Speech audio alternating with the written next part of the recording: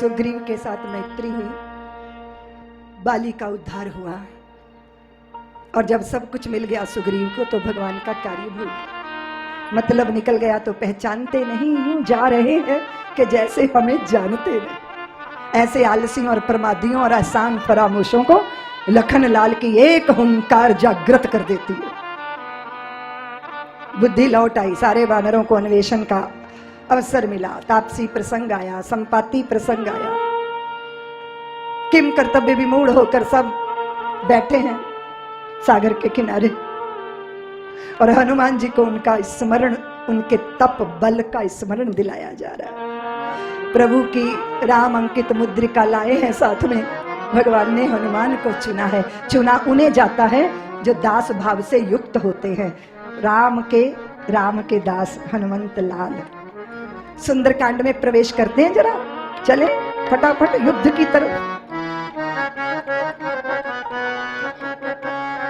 जामवंत के वचन सुहाए, रामा हो रामा। जामवंत के वचन रामा हो रामा। सुने हनुमंत हृदय अति भाए, रामा हो रामा। तब लग मोहि परख्यो भाई, रामा। रामा सह दुख फूल कंद फल खाई, रामा हो रामा। जब लग आवऊं सीतई देखी, रामा हो रामा। होई काज मोहे हर्ष विशेषी, रामा हो रामा। यह कहनाई सबन कहूँ माथा, रामा। रामा चले ओ हर्ष ही धर रघुनाथा, रामा हो रामा। जामवंत के वचन सुहाए, रामा हो रामा। सुन हनुमंत हृदय अति भाए, रामा हो रामा। बोलिए पवन सुत हनुमान की। सुंदरकांड की सुंदरता का दर्शन कीजिए। कोई कहता है हम उस पार जा सकते हैं, आधा जा सकते हैं, उसे पार जाएंगे, इधर नहीं आ पाएंगे, दुनिया भर की चीजें। जामवंत ने जब हनुमंत लाल को कहा कि आपका जन्म राम के कार्य के लिए है, तो मन में हर्ष से भर गए। सबसे पहली बात है, दुनिया का कोई कार्य करने जाओ, अगर हर्ष से चित्त भरा है तभी सफलता निश्चित है। हाँ चले जाएंगे, आप कहते हैं तो कर लेंगे, ऐसे लोग कभी सफल नहीं होते। हाँ? मरे मन के लोग कभी बड़े लक्ष्यों को, पहली शर्त क्या है? जामवंत के वचन सुहाए, सुन हनुमंत हृदय अति। वाह क्या बात है, सूत्र है ये जिंदगी के, सुन लीजिए।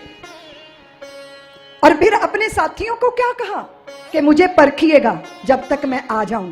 ऐसा नहीं कहा, क्या कहा कि मुझे परखिएगा जब तक मैं माता सीता को देख कर ना आ जाऊं। ये है लक्ष्य की सिद्धि की मंत्रणा। हाँ मैं जाता हूं, ढूंढ ढांड के आऊंगा, मिलेगी तो ठीक है, नहीं तो आ जाऊंगा। नहीं, उन्होंने निश्चय किया। किसी ज्योतिषी से पूछा, बोलो ना, पूछा, अपने पर भरोसा नहीं, अपने राम पर भरोसा। जब लग आवऊं सीता ही देखी, होई काज मोहे। मुझे इतनी प्रसन्नता हो रही है, मुझे लगता है कि मेरा काज पूरा हो जाएगा। इसलिए जहां प्रसन्नता है, जहां आनंद है, बहुत सारे लोगों को मैंने बहुत बार देखा है, सबसे पहले तो वो कार्य की शुरुआत का ही विरोध करते हैं। बड़े विचित्र लोग हैं, उनके सामने कोई ये सब बेकार की बातें हैं। तो लगता है भगवान ऐसे दर्शन कराए हैं इनके। फिर दूसरे लोग, हम करेंगे, लेकिन करने के बाद जोश ठंडा हो जाता है। जैसे बोतल में से सोडे की बोतल का ढक्कन खोलो, उबलेगी और फिर शांत हो जाएगी। लोग शुरुआत कर देते हैं पर अंतिम चरण तक उसे पहुंचाते नहीं हैं। ऐसे भी लोग कभी राष्ट्र धर्म के लिए सही सिद्ध नहीं होते। और दूसरी बात है, अर्पण और समर्पण हनुमंत लाल जी का दिखाई दे रहा है। यह कह नाई सबन, सबको क्या किया? सबको प्रणाम किया है। सब वानरों को प्रणाम कर रहे हैं। अरे भैया हनुमंत लाल, आप ही में वो तेज बल है कि आप उस तरफ जा रहे हो। चाहिए तो ये कि हनुमान कहते चलो मुझे सब दंडवत प्रणाम करो, लेकिन क्या हो रहा है? हनुमंत लाल सबको प्रणाम कर रहे हैं, विनम्र। इसके हृदय में विनम्रता होती है। और फिर चले ओ हर्ष हिये धर रघुनाथ। हर्ष तो वहां है जहां हृदय में प्रभु है, राम है।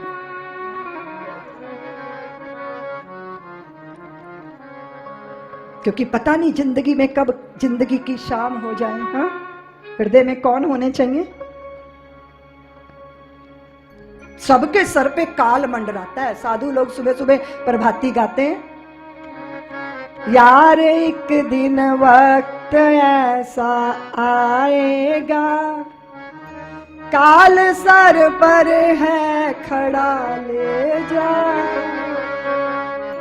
तू कर मत कर मन की मानी, तेरी थोड़ी है जिंदगानी, ये तन है बना बताशा, पड़ जाएगा जिस दिन पानी तभी घुल जाएगा, काल सर पर है खड़ा ले जा।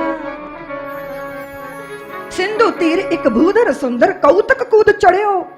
और कभी आप जिंदगी की ऊंची ऊंचाइयों पे चढ़ जाओ तो स्मरण रखना, आप अपने बल पर ऊंचाइयां पा जाते हो, लेकिन जब तक प्रभु का स्मरण और गुरुओं के आशीर्वाद का भरोसा ना हो तो वहां टिकना मुश्किल हो जाता है। तो हनुमान जी ने क्या किया? बार बार रघुवीर संवारी, रामा हो राम, तर के ओ पवन तनय बल भारी। ये बाबा ने सुंदरकांड का नाम सुंदरकांड इसीलिए रखा है कि यहाँ पुत्र और माता का मिलन होता है, लेकिन यहाँ पुरुषार्थ और परम परम धन्यता के बोझ से भरे हुए हनुमंत लाल साक्षात दास और सेवक की प्रतिमूर्ति हैं। और फिर किसी भी कार्य में लग जाओ, अगर प्रलोभन प्रलोभित करता है तो गड़बड़ हो जाती है। यहाँ मैनाक ने उनसे कहा, आओ मुझसे विश्राम कर लो, सोने का पहाड़ बुला रहा है। और हनुमान जी कह रहे हैं कि राम काज की ने बिना मोहे कहाँ विश्राम। फिर सुरसा मिली, इतना मुंह खोला, फिर हनुमान जी दुगने हो गए, वो चौगुनी हो गई, हनुमान जी 8 गुने हो गए, वो 16 गुनी हो गई, हनुमान जी 32 गुने हो गए, वो 64 गुनी हो गई। फिर हनुमान जी सोचे मैं कोई सुरसा से कंपटीशन करने आया हूँ, मैं तो राम जी का काम करने आया हूँ। तो छोटे से बन गए, सुरसा के मुख में गए और बाहर आ गए। ये कार्यकर्ताओं के लिए सूत्र है, जो बड़े पहले से काम कर रहे हैं ना, उनसे उनके कंपिटिटर मत बन जाना, नहीं तो वही सुरसा की तरह मुंह फाड़ के निकल जाएंगे। कार्य बड़े करो पर स्वयं बड़ा होने की कोशिश। और फिर कौन मिली? सिंगिका। वो कहाँ रहती थी? पानी के अंदर। वो आसमान में उड़ते पंछियों की छाया पकड़ती थी और उनका कलेऊ करती थी। तो ये क्या है? सबके पेट के पाताल में रहती है ईर्षा। जब तक कोई हमसे छोटा चल जाएगा, बराबर चल जाएगा, एक उंगल भी हमसे ऊंचा उठा तो मामला गड़बड़ है। फिर ईर्षा अंदर खुदर बुदर करने लगती है। इंटरनेट पे उसका दोष पकड़ के लोग प्रचार करने लग जाते हैं। ईर्षा हिंदुस्तानियों का राष्ट्रीय रोग है, ईर्षा हिंदुओं का। मेरा ही झंडा हो, मेरा ही डंडा हो तभी काम करूंगा। अगर मेरे बैनर में फोटो नहीं है तो फिर मैंने हिलना डुलना नहीं है। मैंने अच्छा पता है कुक्षी वालों, मुझे केकड़ों की भाषा आती है, मैं समझ जाती हूँ। केकड़े मुझसे बातें करते हैं। तो एक बार मैंने केकड़ों से बहुत बातें की। वो पानी के जहाज में थे, बहुत सारे कनस्तर में भरे थे, कनस्तर का डिब्बा नहीं था। मैंने कहा केकड़ों ये डिब्बे में ढक्कन नहीं है तो निकल जाओ ना, सब बाहर पानी में कूद जाओ। केकड़े बोले दीदी माँ, जैसे ही एक बाहर निकलने की कोशिश करता है दूसरा टांग पकड़ के पीछे से घसीट देता है। इस चक्कर में एक भी बाहर नहीं जा पाता। सारे गांव में पंच चुन लिए गए। ये तय करना मुश्किल था कि सरपंच कौन बनाया जाए। तो एक ने कहा सारे पंच कुएं में कूद जाओ, जो सबसे पहले निकल आएगा वो सरपंच बना दिया जाएगा। तो बताओ कोई निकला होगा? ये हिंदुओं का रोग है, ईर्ष्या। उसके बाद कौन मिली? लंकनी। ए चोर इधर आ।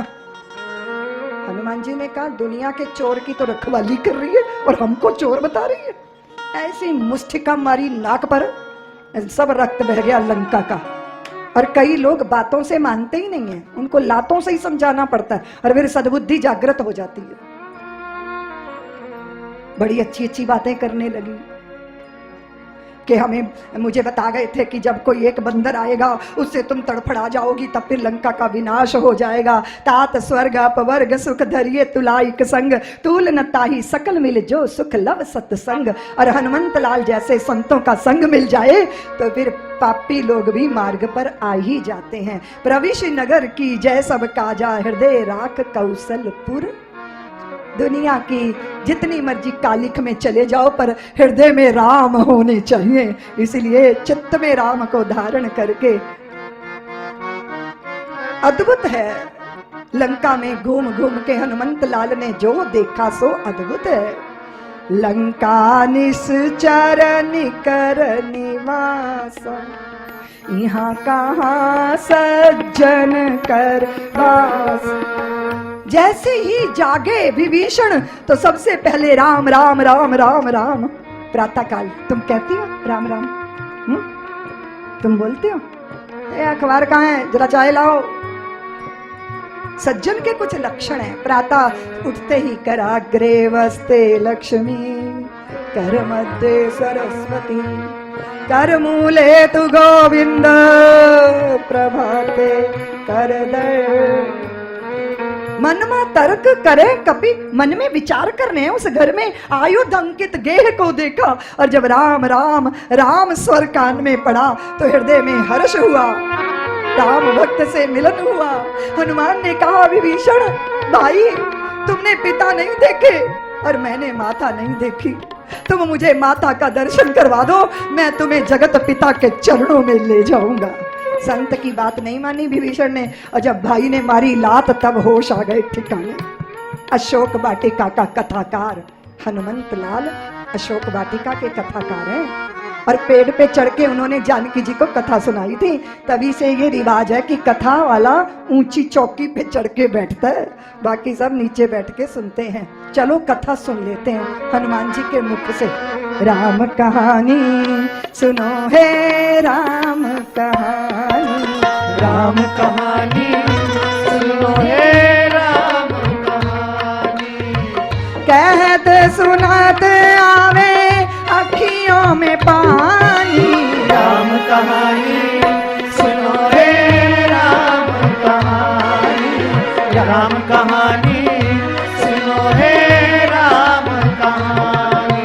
श्री राम जय जय राम, श्री राम जय जय, श्री राम जय जय राम, श्री राम जय जय। हनुमान जी ने राम कहानी तब सुनाना प्रारंभ किया जब रावण के अनर्गल प्रलाप सुनकर वैदेही विचलित हो गई थी और उन्होंने त्रिजटा से आग मांगी थी, विष मांगा था। मैं स्वयं को समाप्त कर दूंगी। वेणी से अपने आप को डाल पर लटका कर जब शरीर छोड़ने के प्रयत्न में संलग्न थी वैदेही, तब उनके चित्त को शांति देने के लिए प्रभु ने राम कथा कही है। ये राम कथा ही है जो चित्त की व्यथा को छीन लेती। रामचंद्र गुण वर्ण लागा, सुनताई सीता कर दुख लागी, सुने श्रवण मन लाई, आदि उते सब कथा सुना। दशरथ के राज दुलारे, कौशल्या की आंख के तारे, सूर्य चंद्र के सूरज, वे रघुकुल के उजियारे। राजीव नयन बोले मद भरी वाणी, राम कहानी सुनो रे राम कहानी, राम कहानी सुनो रे राम कहानी। हनुमंत लाल ने वो सारी कथा सुनाई, कैसे धनुष भंग करके प्रभु जानकी को वर के लाए और कैसे खल भेष बना के जानकी का हरण करके ले गया। अब जानकी को कैसे कैसे निश्चय हो कि मैं राम का दूत हूं, तो भगवान ने एक पासवर्ड दिया था। कंप्यूटर में पासवर्ड चलता है ना। हाँ? प्रथम रात्रि राम जी और जानकी जी का जब मिलन हुआ था तब प्रभु ने कहा था कि जानकी मुझे कुछ दो। जानकी ने कहा सर्वेश्वर है आप मेरे, मैं तन मन सर्वस्व से समर्पित हूं आपको, क्या दूं मैं आपको, कुछ नहीं दे पाऊंगी। लेकिन मैं तो दूंगा राम। बोले मैं तो दूंगा जानकी।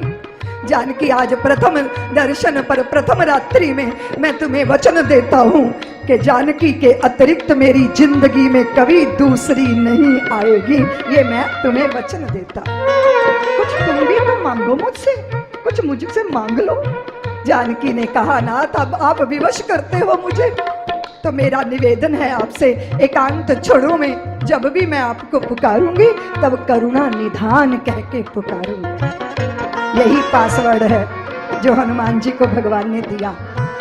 राम दूत मैं मात जानकी, राम दूत मैं मात जानकी, सत्य शपथ करुणा निधान। सत्य शपथ करुणा निधान। जब करुणा निधान शब्द कान में गया तब राम नाम अंकित मुद्रिका माँ के हनुमान जी कहते हैं श्री राम ने मोहे पठायो मैं राम दूत बनायो। श्री राम ने मोहे पठायो मैं राम दूत बनायो। सीता माँ की सेवा में रघुवर को संदेशो लायो। सीता माँ की सेवा में रघुवर को संदेशो लायो। और संग लायो प्रभु मुद्रिका निशानी। राम कहानी सुनो रे राम कहानी, राम कहानी सुनो रे राम कहानी। कहत सुनत आए अखियों में पानी। राम कहानी सुनो रे राम कहानी, राम कहानी सुनो रे राम कहानी। जानकी के साथ मिलन हुआ है। किसी ने पूछा प्रभु राम से कि प्रभु आपने हनुमान को सोने की लंका में क्यों भेजा? तो भगवान ने कहा कि हनुमंत लाल भी तो अतुलित बल धाम महेम शैलावदेह। कदाचित मैं जानकी की कोई रुचि पूरी ना कर सका, वो मृग सोने के मृग वाली रुचि पूरी नहीं कर सका, तो फिर सोने की काया धारण किए हनुमंत लाल को लंका में भेजा। माता के सम्मुख खड़े हुए माँ ने अधीर होके कहा कि क्या प्रभु को मेरा स्मरण नहीं आता हनुमान? जयंत ने मेरी चरण में चोंच मार दी थी तो प्रभु ने एक सीख उठाकर उसके पीछे संकल्प करके छोड़ दिया। तो जब तक चरणों में आकर नहीं गिर गया भगवान का रोष समाप्त नहीं हुआ। तो प्रभु इन राक्षसों के प्रति कुपित नहीं हुए हनुमान? तो भगवान कैसे रात दिन आपके स्मरण में रहते हैं। जानकी को ये कथा सुनाई। माँ मुझे बहुत भूख लगी है, मैं बहुत भूखा। तुम्हें रास्ते में कुछ नहीं खाने को मिला? मैया रास्ते में तो खाने वाले मिले, खिलाने वाला कोई नहीं मिला। सुरसा कहती है मैं खा जाऊंगी, सिंगिका कहती है मैं खा जाऊंगी, लंकनी कहती है मैं खा जाऊंगी। और माँ ये लंका बड़ी विचित्र है, यहाँ लोग घोड़े खा जाते हैं, बकरे खा जाते हैं, गधों को खा जाते हैं, और यहाँ लोग भैंसों को भी खा जाते हैं। मुझ फल फूल खाने वाले की कहीं कोई व्यवस्था नहीं। हाँ इस बगीचे में फल तो बहुत है हनुमान, लेकिन यहाँ पहरेदारी बहुत है। विचित्र है लंका, यहाँ गधे घोड़े खा सकते हैं पर फल फूल नहीं खा सकते।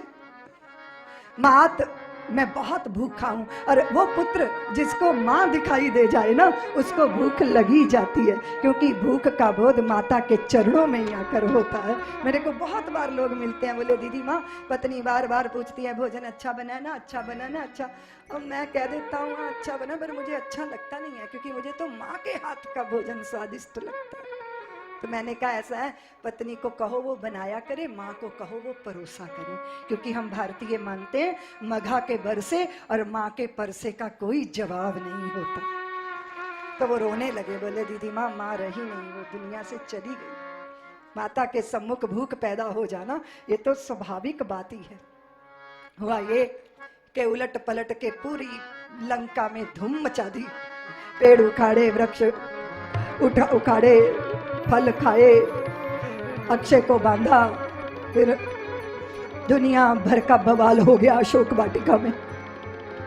और हनुमंत लाल को बांध के रावण के सामने ले जाया गया। और इतना सुंदर बोले हैं हनुमंत जी कि ये जो भी कुछ घटना घटी है उसमें मेरा कोई दोष नहीं है।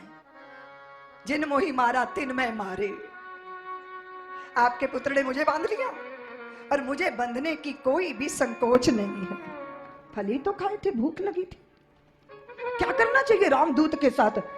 इसकी पूंछ काट देनी चाहिए। विभीषण ने कहा कि यह उचित नहीं है पुच्छ विहीन करना। तो उन्होंने कहा नहीं नहीं ऐसा करो, इसकी पूंछ पे आग लगा देनी चाहिए। शराबियों के निर्णय ऐसे ही होते हैं।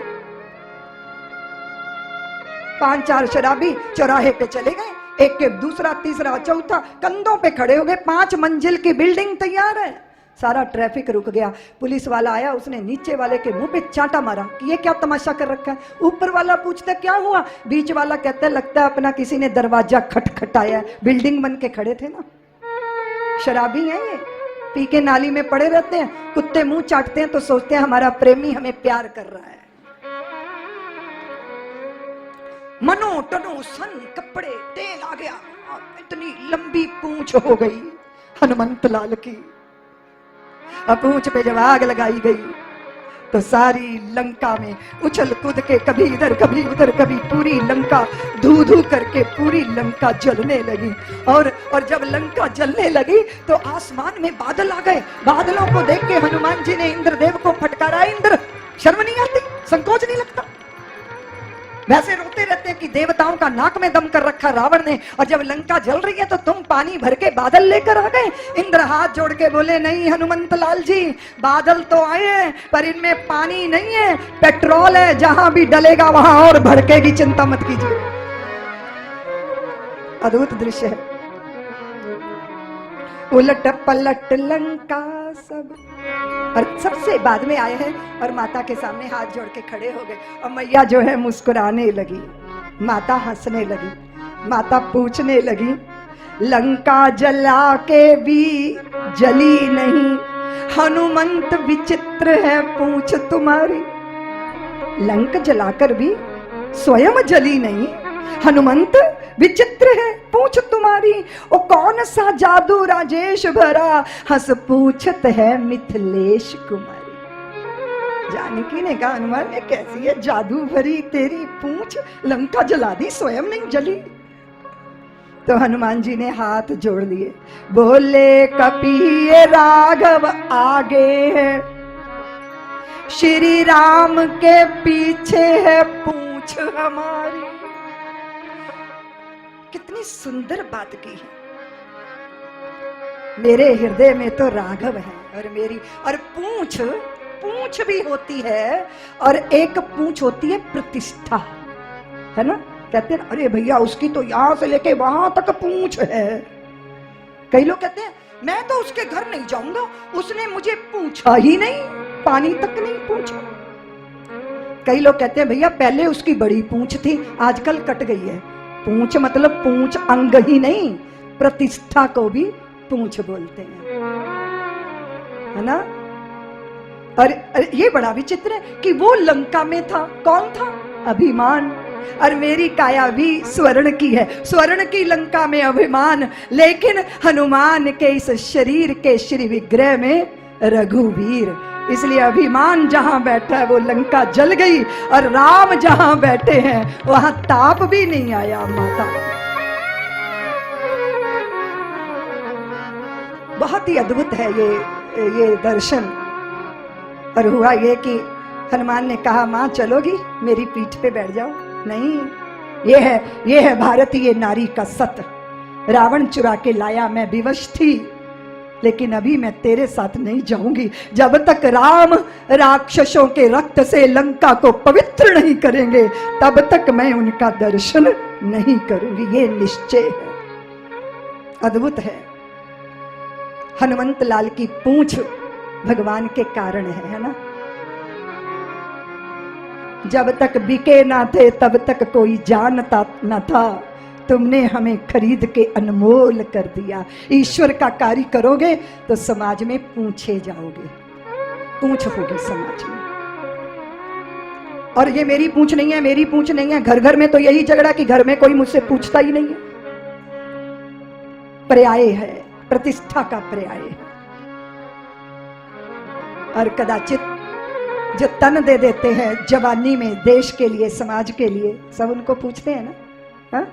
आजकल हमारे प्रधानमंत्री जी जहां भी जाते हैं गीता को लेके जाते हैं, सारी दुनिया को कहते हैं मेरे लिए तुम्हारे पास देने को श्रीमद् भगवत गीता के सिवा श्रेष्ठ उपहार कोई नहीं है। और वो सारी दुनिया कहती है अच्छा ये प्रधानमंत्री भारत के गीता भेंट कर रहे हैं, आपके लिए लेने के लिए भी और मेरे को देने के लिए भी गीता से श्रेष्ठ और कुछ दिखाई नहीं दे।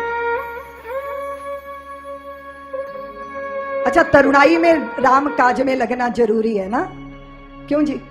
कबीर जी ने एक अद्भुत बात कही कि एक अचंबा हमने देखा बंदर दूहे गाय। एक अचंबा हमने देखा बंदर दूहे गाय, और दूध तो सब पी ले वे, और घी बनारस जाए। ये क्या है? बंदर दूहे गाय। ये जो कहते हैं ना मेरी पूछ नहीं है, मुझे किसी ने नहीं पूछा, ये मन ही बंदर है। ये सारी इंद्रियों का रस निचोड़ लेता है तब भी तृप्त नहीं होता। और जो बच गया फिर क्या है? बुढ़ापे की जर्जर काया, बनारस जाएगी तो कौन सा बड़ा आसमान तोड़ लेगी। कितना विचित्र है कि तुम नींबू निचोड़ लो और फिर निचुड़ा हुए नींबू का छिलका किसी को भेंट दो कि लीजिए आपकी सेवा में। रस से भरे, तरुणाई से भरे, जवानी से भरे और निश्चल भाव से भरे हनुमंत लाल जैसे सेवक बनना। और जब ये सब फूक ताप के चल दिए ना, तब फिर वहां पर ये चिंता हुई कि देखो राम सैन्य का कितना बल है। हनुमान जी आखिरी पंक्ति में बैठे थे तो आके बताया कि जो लंका जला गया वो तो उनकी आखिरी पंक्ति का योद्धा है, सोचो जो प्रथम पंक्ति में बैठा होगा वो कितना बलवान होगा। सुनते ही लंका वालों के हौसले पस्त हो गए थे। बड़े कार्य करो और विनम्रता ऐसी कि स्वयं आगे आने की कोशिश ही ना करो, ये सेवक का भाव होता है। जाके हृदय आगार, जिसके हृदय के आगार में प्रभु रहते हैं उनका जीवन ऐसा ही होता है। अभिमान आता है शक्ति और वैभव पाकर, लेकिन भगवान की कृपा से चित्त में आता है भगवान, है ना जी। और राम को पाना है तो राम का सेवक कैसे बनना है? स्वयं को बदलना है, ठीक है ना? तैयार हो?